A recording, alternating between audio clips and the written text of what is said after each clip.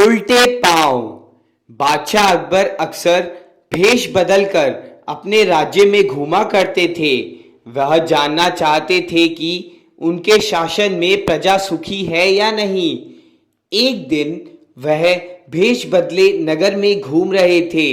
जब वह बीरबल के घर के निकट पहुंचे तो सहसा उनके मन में आया कि बीरबल तो फारस के बादशाह के बुलावे पर गए हैं, क्यों ना उसके घर के लोगों की परीक्षा ले ली जाए। बीरबल के घर में उनकी पत्नी, एक पुत्री और एक पुत्र था। बादशाह बीरबल के घर पहुंचे। वे कुछ कह सुनकर अपना रंग जमाना ही चाहते थे कि बीरबल का लड़का बोला, वे आए। यह सुनकर लड़की ने कहा, वह तो नहीं है।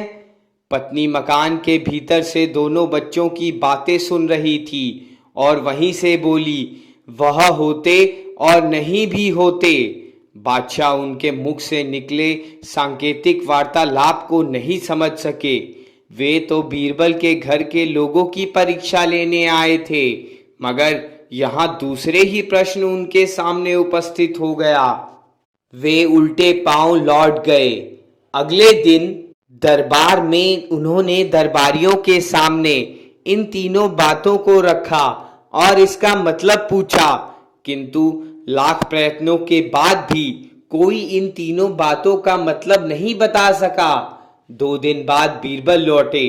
बादशाह ने वही तीनों बातें उनसे पूछी।